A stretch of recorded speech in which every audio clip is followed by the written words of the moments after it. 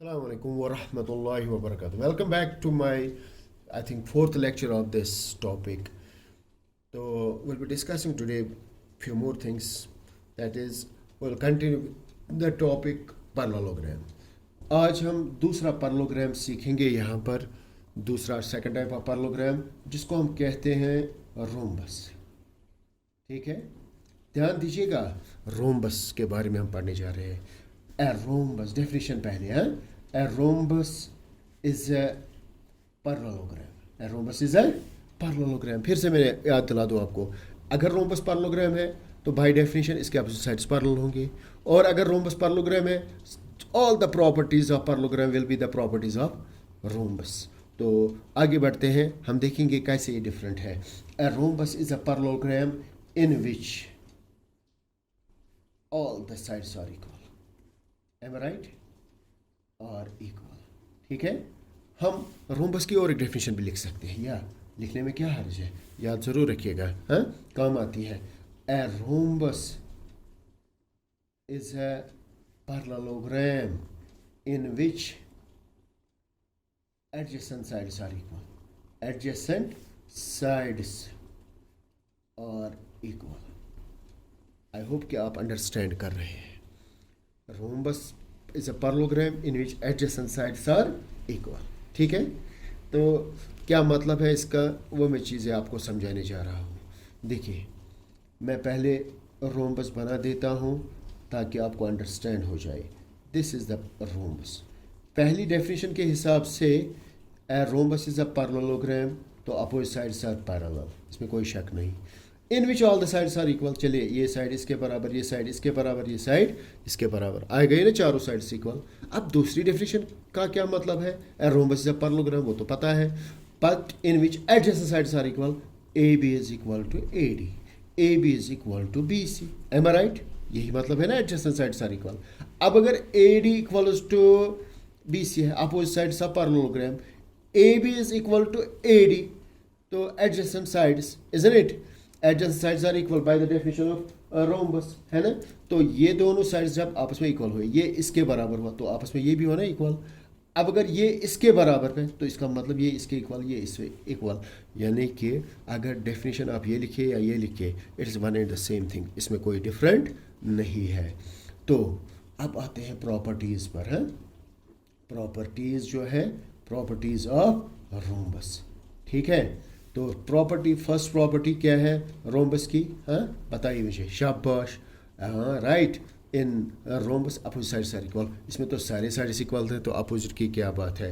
तो दूसरी प्रॉपर्टी बताइए, opposite angles are equal. Right, opposite angles, angle A होगा बराबर एंगल सी के, एंगल बी होगा बराबर एंगल डी के. You are right. ठीक है, ये भी होगी. तीसरी प्रॉपर्टी बताइए, diagonals bisect each other. That is good because it's the property of parallelogram and it's also the properties of rhombus. मगर इसमें मैं ऐड करूँगा, ये ज़रा ध्यान दीजिए. Diagonals of rhombus bisect at right angles. Right angles क्या मतलब है? मतलब ये है कि जो ये डायगोनल्स ए सी और बी डी बाइसेक्ट तो करती है, क्योंकि हमें प्रॉपर्टी ऑफ पैरेललोग्राम है ये. मगर इसमें अलग क्या है, अलग ये है कि रोम्बस में डायगोनल जो होती है वो आपस में 90 डिग्री पर बाइसेक्ट करती है, यानी कि they are perpendicular to each other. यानी कि मैं यहाँ लिखूँ, मैं diagonals of rhombus are perpendicular to each other.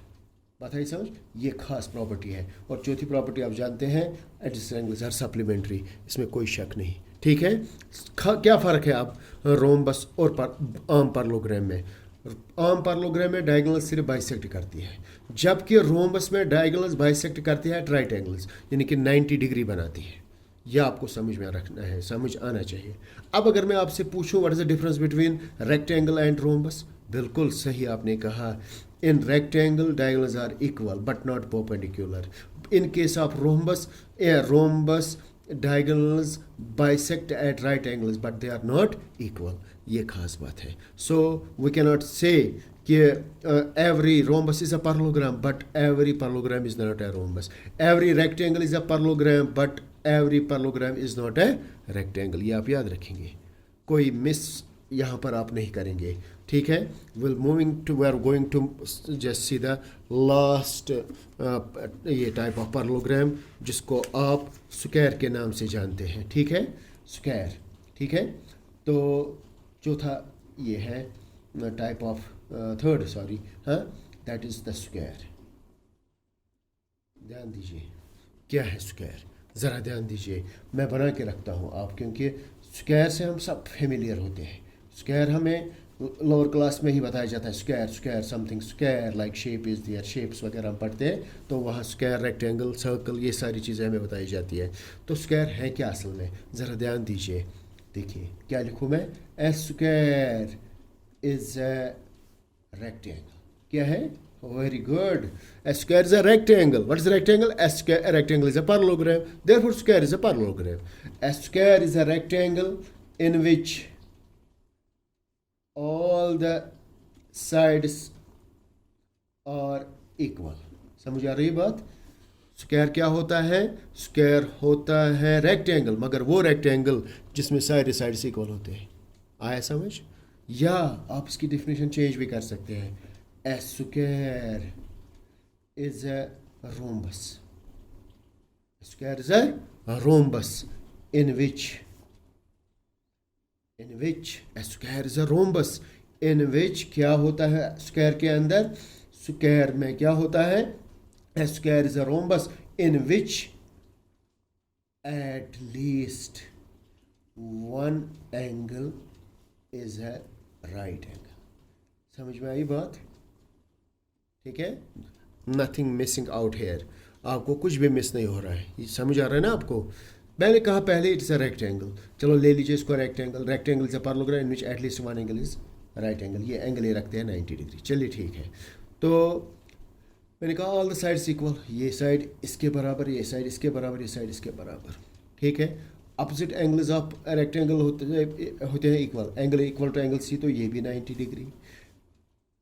Adjacent angles of rectangle होते हैं supplementary, angle A plus angle B आएगा 180, ए 90 है तो बी भी कितना होगा 90, तो बी डी के बराबर, ये भी 90, आए ना सारे 90। अब मत कुछ गलत है, शाबाश। और एक चीज़ अगर आप देखेंगे, स्क्वायर इज अ रोम्बस, मैंने कहा स्क्वायर इज अ रोम्बस, उसमें क्या होता है, in which at least one angle is right angle.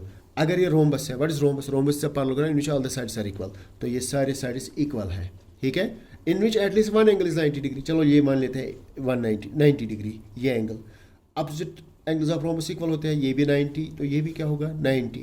Adjacent angles होते हैं सप्लीमेंट्री, अगर ये 90 इनका सम 180 से मैं काटो 90, ये बनेगा 90, तो ये 90 इस 90 के बराबर आ गए बराबर। तो दैट मीन्स डेफिनेशन डिफरेंट बोलने से इस पर कोई भी असर नहीं पड़ेगा, लेकिन इसकी भी अपनी प्रॉपर्टीज़ है, ठीक है। तो इसकी प्रॉपर्टीज़ क्या है, पहले आप याद रखेंगे स्क्वायर इज अ पैरेललोग्राम, अगर ये पैरेललोग्राम है तो इसमें अपोजिट साइड्स पैरेलल भी होंगे। दूसरी बात, इसमें जो पैरेललोग्राम की 4 प्रॉपर्टीज़ है, opposite sides equal, opposite angles equal, diagonals bisect each other, हाँ, और चौथी चीज़ एडजेसेंट एंगल्स आर सप्लीमेंट्री, ये सारी चीज़ें इसमें होगी। तो 1 to 4 कोई चेंज नहीं। अब इसमें ख़ास बात क्या है, 5वीं और 6ठी प्रॉपर्टी। पहले हमने कहा, ज़रा वही देख लीजिए, कुछ नया मैं नहीं बोलूँगा यहाँ पर, आप ज़रा ध्यान दीजिए। अगर आप देखेंगे मैंने पहले ये कहा स्क्वायर इज अ रेक्टेंगल, है ना, तो रेक्टेंगल की खास बात क्या है, उसमें डायगोनल्स इक्वल होती है, तो डायगोनल्स ऑफ स्क्वायर और इक्वल, समझ आ रही बात, ये है खास बात इसकी। मैंने कहा दूसरी डेफिनेशन में स्क्वायर इज अ रोम्बस, ठीक है, तो रोम्बस की खास बात क्या है, डायगोनल्स ऑफ रोम्बस और परपेंडिकुलर टू ईच अदर, समझ आ रही बात। डायगोनल्स ऑफ रोम्बस क्या होती है, they are perpendicular to each other, हो गए ना क्लियर। वो दैट मीन्स अगर कुल मिलाकर देखा जाए स्क्वायर की 6 प्रॉपर्टीज़ है, पैरेललोग्राम की 4, रेक्टेंगल की 1, रोम्बस की 1, हो गए ना 6 प्रॉपर्टीज़। तो आई होप आपने इसको बहुत अच्छे से समझा होगा। तो ये थे हमने प्रॉपर्टी, एक तो पैरेललोग्राम पढ़ा और different types of parallelogram along with properties, ठीक है। अब इसी लेक्चर में हम आगे बढ़ेंगे, 2 और डेफिनेशंस हम डिस्कस करेंगे माय डियर चिल्ड्रन, हैं, तो ध्यान दीजिएगा, तो इंशाल्लाह आपको समझ में आ जाएगा। तो ये वापस मैं आता हूँ टाइप्स ऑफ कन्वेक्स कोऑर्डिनेटर की तरफ। तो दूसरा टाइप ऑफ कन्वेक्स कोऑर्डिनेटर जिसको हम ट्रेपीजियम के नाम से जानते हैं, हैं, ट्रेपीजियम। हाँ, क्या है? ट्रेपीजियम मैं बना रहा हूँ यहाँ पर, तो ये आपको बहुत काम आएगा। इसको सीखने की भी ज़बरदस्त ज़रूरत है। ठीक है, तो मैंने बनाया यहाँ पर ट्रेपीजियम ABCD, और आप देख रहे हैं क्या होता है ट्रेपीजियम। ध्यान दीजिए, ए ट्रेपीजियम, पूरा ध्यान रखेंगे आप इंशाअल्लाह। हाँ, ए trapezium is a quadrilateral. A trapezium is a quadrilateral in which one pair of opposite sides are equal. ठीक है, क्या होता है ट्रेपीजियम? ट्रेपीजियम हम कहते हैं उस कोऑर्डिनेटर को जिसमें जस्ट एक पेयर होता है पैरेलल। आप देखिए ABCD मैंने बनाया कोऑर्डिनेटर, और इसमें आपको खुद नज़र आ रहा है, खुद समझ रहे हैं कौन सा पेयर इसमें पैरेलल हो सकता है। Yes, AB can be parallel to DC, और जो बाकी दो साइड्स बचे AD और BC, they are the non parallel sides of trapezium. Understand कर रहे हैं ना आप? ये नॉन पैरेलल साइड्स हैं ट्रेपीजियम की, इज़न्ट इट? तो याद रखना चाहिए, इसी को हम ट्रेपीजियम कहते हैं। This is the definition proper. ये खाली एक चीज़ आपको ज़रूर यहाँ पर ऐड करना चाहूँगा, याद रखना चाहिए, अगर non parallel sides of trapezium equal होंगे समहाउ, अगर ये जनरली ऐसा नहीं होता है, लेकिन एक्सेप्शनली कभी कभी ऐसा हो सकता है कि नॉन पैरेलल साइड्स इक्वल होंगे। मान लीजिए ये भी 5 सेंटीमीटर, ये भी 5 सेंटीमीटर है, आगे ना नॉन पैरेलल साइड्स इक्वल, तो ऐसे ट्रेपीजियम को हम कहते हैं आइसोसेलेस ट्रेपीजियम। क्या कहते हैं? Isosceles trapezium. और आइसोसेलेस ट्रेपीजियम की खास बात ये होती है, आइसोसेलेस ट्रेपीजियम जो होता है इज ऑलवेज साइक्लिक। क्या होता है? साइक्लिक। साइक्लिक ट्रेपीजियम हम उसको कहते हैं कि जिसके अपोजिट एंगल सप्लीमेंट्री होते हैं, यानी कि angle A plus angle C आएगा 180 degree, angle B plus angle D आएगा 180 डिग्री। आइसोसेलेस ट्रेपीजियम की मैं बात कर रहा हूँ। ठीक है, तो वो जो साइक्लिक वगैरह और क्या डेफिनेशन होती है वो तो हम अलग देखते हैं। साइक्लिक कोऑर्डिनेटर कहते हैं उस कोऑर्डिनेटर को, ये जनरली कोऑर्डिनेटर होता है जिसकी ऑल 4 वर्टिसेस लाई करती है on the circumference of the circle. यानी कि अगर आप सर्कल ड्रा करेंगे, सर्कल की सर्कमफ्रेंस पर 4 पॉइंट ले लीजिए, उनको ज्वाइन कीजिए, जो कोऑर्डिनेटर बनेगा दैट्स अ साइक्लिक कोऑर्डिनेटर। और वो साइक्लिक होता है। साइक्लिक मतलब क्या होता है? उसकी एक प्रॉपर्टी होती है कि उसके अपोजिट एंगल सप्लीमेंट्री होते हैं। ठीक है, तो यह आपने इंशाल्लाह पढ़ेंगे आप आगे भी हायर क्लासेस में। हम आते हैं लास्ट टाइप ऑफ ये जो convex coordinator, that is the kite. ठीक है, काइट। काइट क्या है? ए kite is a convex coordinator in which two pairs of adjacent sides are equal. ठीक है, 2 pairs of adjacent sides are equal। हम इस वक्त काइट की तरफ आ रहे हैं। देख लीजिए, मैं बता रहा हूँ, ये मैं बना रहा हूँ। ठीक है, this will be our last definition for this lecture है। ध्यान दीजिएगा, ये है हमारी kite. Looks like the kite जो आप उड़ाते हैं। हाँ, तो ध्यान दीजिए, अगर मैं नाम दूँ इसको ABCD, इसमें लग रहा है कि ये दोनों साइड्स आपस में इक्वल है और ये दोनों साइड्स आपस में इक्वल है। बात आई समझ? तो याद रखना चाहिए, ये हो गए 2 पेयर्स ऑफ साइड्स, ये एक पेयर, ये 2 पेयर, ये आपस में इक्वल होते हैं। इसी को हम कहते हैं काइट। इसको हम कहते हैं काइट। और काइट की एक प्रॉपर्टी होती है, वो प्रॉपर्टी आप याद रखेंगे। काइट में जो डायगोनल्स होती हैं वो परपेंडिकुलर टू ईच अदर होती है। क्या होती है? परपेंडिकुलर, 90 डिग्री बनाते हैं in a kite. Diagonals are perpendicular to each other. ठीक है, डायगोनल्स क्या होते हैं? Perpendicular to each other. मगर एक और ख़ास बात मैं आपको बताऊंगा ये काइट के बारे में। काइट में जो लॉन्गेस्ट डायगोनल होती है, 2 डायगोनल्स होती है ना, they are of different lengths.